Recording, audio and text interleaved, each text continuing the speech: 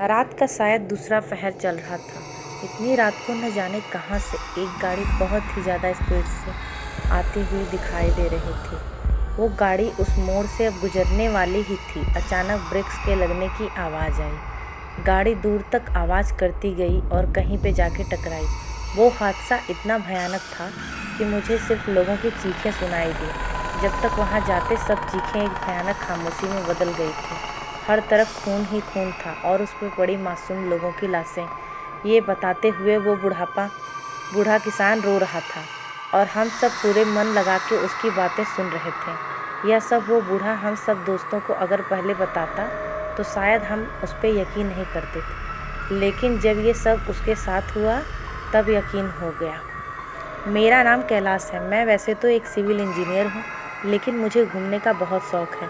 जब भी मौका मिलता है मैं अपने दोस्तों के साथ गाड़ी लेके निकल जाता, कभी मेरी तो कभी उनकी गाड़ियों में या फिर किराए की तभी करते जब कहीं दूर जाना होता। ऐसे ही हम सब दोस्त प्लान कर रहे थे कि कहाँ जाएं।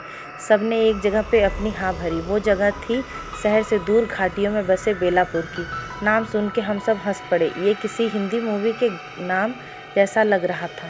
मैंने कहा, ऐसा सच में कोई गाँव है या बस ऐसे ही बोल रहे हो तुम शशांक? शशांक ने सीधा मुझे वहाँ के फ़ोटो दिखाए। हम सब देखते ही रह गए। बहुत ही खूबसूरत पहाड़ियाँ थीं और बादलों से घिरा हुआ गांव बेलापुर। अब तो मेरा मन भी वहाँ कब जाऊँ ऐसा कर रहा था। मैं, राहुल और शशांक तीनों ने शनिवार का प्लान बनाया और हम सब शशांक की ही गाड़ी से निकल गए। सुबह जल्दी उठ के सामान बांधा और बिना कुछ खाए हम निकल गए। सोचा रास्ते में कुछ खा लेंगे। सूरज अभी काफ़ी ऊपर आ गया था। सबको बहुत भूख भी लग रही थी, तो सोचा कहीं रुक के पेट पूजा कर ली जाए। हाईवे पर आजकल इतने छोटे मोटे ढाबे हैं कि खाने पीने की कोई टेंशन नहीं, और हमारे जैसे घुमक्कड़ों के लिए तो सोने पे सुहागा है। एक जगह शशांक ने गाड़ी रोकी। हम सब उतरकर जहाँ फ्रेश होकर नाश्ता करने लगे। नाश्ता करने के बाद हम सीधा बेलापुर के लिए निकल पड़े। बेलापुर शायद शाम तक पहुँचने वाले थे। रास्ते में और भी कुछ अच्छी वाली जगह शशांक को पता थी, सो वहाँ से होकर जाने वाले थे। गाड़ी चल रही थी और मंजिल जैसे आने को ही था। सब लोग बहुत ही बेचैन थे। वैसे तो सब नॉर्मल था, लेकिन कुछ होने वाला हो तो इंसान को उसकी एक पूर्वानुमान सूचना भगवान देने लगते हैं। ऐसा सुना था मैंने अपने बुजुर्गों से। जो भगवान को मानता है और उनमें आस्था रखता है वो इस बात को ज़रूर मानेगा। ये मैंने बहुत बार सुना है। कुछ लोगों से कुछ होने से पहले हम सब सतर्क रहें, या कोई अनहोनी ना हो या होने वाली हो, इसका अंदेशा थोड़ा तो लग ही जाता है। लेकिन हमने इस बात को अनदेखा किया और मस्ती में निकल पड़े। मेरी थोड़ी आँख लग रही थी, तो मैंने राहुल को आगे गाड़ी में बैठने को बुलाया और पीछे जाके लेट गया। शशांक को बहुत गुस्सा आया कि ट्रिप का मज़ा ये ले रहे हैं सो के, लेकिन मुझे बहुत नींद आ रही थी। अभी तक हम आधे दूर तो आ चुके थे। रास्ते में रुकने का सोचा था, लेकिन रास्ता ख़राब होने के कारण शशांक ने कुछ और जगह दिखाने का प्लान कैंसिल किया। शाम हो रही थी। मैं अब काफ़ी अच्छा महसूस कर रहा था। पहाड़ों का रास्ता चालू हो गया था। घना जंगल और पहाड़ दोनों को काटता हुआ रास्ता हर मोड़ पे लग रहा था कि जैसे ये आखिरी हो। अचानक शशांक ने ब्रेक्स लगाए। मेरा सर सीट से टकराया। क्या हुआ रे शशांक पगले? मेरा सिर फूट जाता।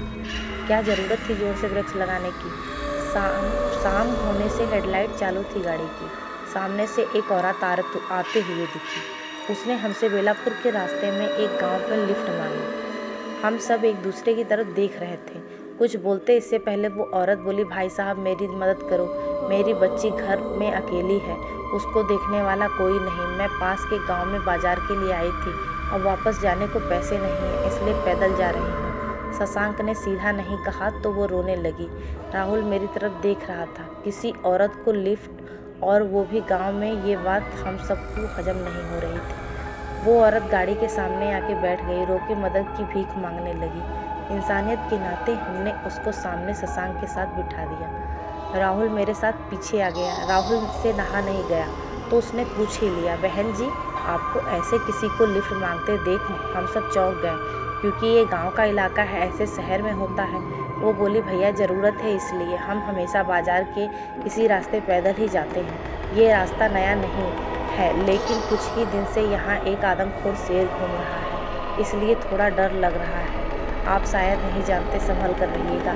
गाड़ी चल रही थी और हम सब उस औरत की बातें सुन रहे थे और उस पर भरोसा भी कर रहे थे कि उस आदमखोर शेर ने लोगों को कैसे मारा। उसकी बातों से लग रहा था कि ये लोग तो डर के माहौल में जी रहे हैं और इन सब चीज़ों की आदत हो गई है। गाड़ी चल रही थी, हम सब उसकी बातों में भूल गए थे कि राहुल का मोबाइल बजने लगा। कोई कॉल था। सबको अचानक से लगा जैसे नींद से उठ गए। अंधेरा काफ़ी हो गया था। हम जा ही रहे थे, रास्ता था जो खत्म होने का नाम ही नहीं ले रहा था। अब तक तो उस गांव में पहुंच गए होते और औरत का भी गांव आना चाहिए था। अचानक मेरे मन में ये बात आई कि उस औरत ने बोला था कि उसका गांव तो पास में है, लेकिन अभी तक आया नहीं। और ख़ास बात ये थी कि हमने उसके गांव का नाम ही नहीं पूछा। मैंने राहुल को इशारा किया। शशांक से सीधे बात नहीं कर सकता था, वो औरत कुछ गलत मतलब निकालती। मैंने शशांक से गाड़ी रोकने को कहा। उसने बाजू में गाड़ी रोक दी। हम अपने पैर दर्द कर रहा है बोल के नीचे उतर गए। शशांक अभी भी गाड़ी में ही था। रात के 11 बज चुके थे। किसी ने ध्यान नहीं दिया था।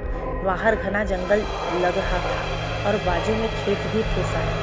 दूर से कोई आते हुए दिखा। तब झाड़ी में से भेड़ियों के चिल्लाने की आवाज़ आई। हमको पसीने छूट गए। सामने से कोई साइकिल वाला आ रहा था। उसने हमको देख के अपनी टॉर्च हमारी तरफ की और बोला, अरे कौन है यहाँ? कौन, क्या कर रहे हो यहाँ पे? बाबा, हम शायद से रास्ता भटक गए हैं। काफ़ी देर से घूम रहे हैं लेकिन बेलापुर तो नहीं आए और ना ही उस औरत का गांव। राहुल ने देखा कि वो आदमी काफ़ी बूढ़ा था, इसलिए उसने उनको बाबा कहा। बूढ़ा बोला, कौन औरत बेटा? इतने में शशांक आया और बोला, वो औरत जो हमारी गाड़ी में बैठी है। वो बूढ़ा आदमी गाड़ी के पास जाके देखने लगा। हम भी पास गए। अब सब की नींद उड़ गई। अरे भाई, वहाँ तो कोई औरत ही नहीं। अब शशांक को संभालना पड़ा। उसको मानो झटका लगा। वो कोई औरत नहीं थी। हम कुछ समझ नहीं पाए।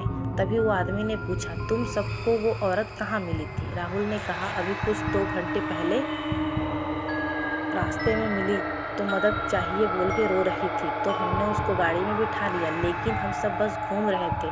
उसका गांव भी पास में था बोल रही थी, लेकिन उसका गांव तो आया नहीं और न हमारा।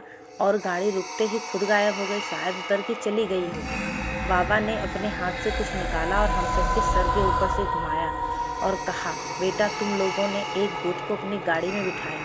वो और कोई नहीं, यहाँ उस मोड़ पे जो मौत होती है ये वही है। तुम सबका नसीब अच्छा था, इसलिए कोई हादसा नहीं हुआ। अभी तुम सब आगे मत जाओ, मेरा खेत पास में है, वहाँ चलो। आगे जाओगे तो तुम सबको शायद खतरा हो। तुम सब अभी अभी के मौत के साथ सफ़र करके आए हो। वो बूढ़ा हम सबको खेत में ले गया। वहाँ एक झोपड़ा था, वहाँ आग भी जल रही थी। हम एकदम सदमे में थे। क्या हो रहा था कुछ समझ नहीं आ रहा था। आग के पास बैठ के थोड़ा अच्छा लग रहा था। बाहर अभी ठंड बढ़ गई थी। वो बूढ़ा हम सबको देख के बोलने लगा, तुम सब बहुत नसीब वाले हो। वो चुड़ैल ने आज तक बहुत जाने ली है। वो ऐसे ही किसी रास्ता को रोकती है और बाद में उसकी मौत सामने वाले मोड़ पे हो जाती है। ये किस्सा सालों से चलता आया है। मौत पे किसका बस चलता है, लेकिन हमने किसी का क्या बिगाड़ा है? मैंने कहा, वो उसको कहाँ पता है, उसको तो बस बदला लेना है। उसको किसी ने मदद नहीं की, सुना है। रास्ते से जा रही थी और उसकी बच्ची घर में अकेली थी। वो भागती रही लेकिन रात होने तक वो घर नहीं पहुंच पाई। उसकी बच्ची मर गई। लोग कहते हैं कि वजह कोई और थी, लेकिन वो रास्ते से जाने वाले को दोषी मानकर जो उसके झांसे में फंसा उसको मारती है। हम सबको भी उस औरत ने यही कहानी बताई थी कि उसका बच्चा घर में अकेला। हम सब एक साथ में बोल पड़े। वो बूढ़ा बता रहा था, अभी कुछ दिनों पहले की बात है, मैं यहाँ खेत पे आता हूँ रोज। उस रात भी था। उस डायन ने एक पूरे परिवार का नाश किया। मैं कुछ कर नहीं पाया। आज जैसे तुम लोग बच गए, ऐसी किस्मत नहीं थी उन सबकी। जब मैं पास गया तो सारे लोग मर चुके थे। बच्चों तक को नहीं छोड़ा उस डायन ने। बूढ़ा किसान रो रहा था। उसकी बेबसी और लाचारी पे तरस तो आ रहा था, लेकिन हम कुछ कर नहीं पा रहे थे। सबसे पहले तो हम बच गए कि इस बात का शुक्र मना रहे थे, और उस बूढ़े बाबा का भी। अगर वो नहीं आते तो शायद वो अनहोनी हमारे साथ भी उसी मोड़ पे होती। 4 बज चुके थे, सुबह होने वाली थी। थोड़ी देर में पहाड़ों से नारंगी सी लकीर आसमान पे दिखने लगी थी। हमारी ज़िंदगी में एक नया सवेरा लेके आई थी। ये सुबह हमने बाबा के पैर छुए और एक याद दिल में लेके वहाँ से सीधा घर की ओर वापस मुड़ गए। बेलापुर सामने था, लेकिन किसी का वहाँ जाने का मन नहीं था। हम जैसे ही घर की तरफ मुड़े, खिड़की से हम सब ने रुक के पीछे की ओर देखा। वो मोड़ था जहाँ पे न जाने कितनी जाने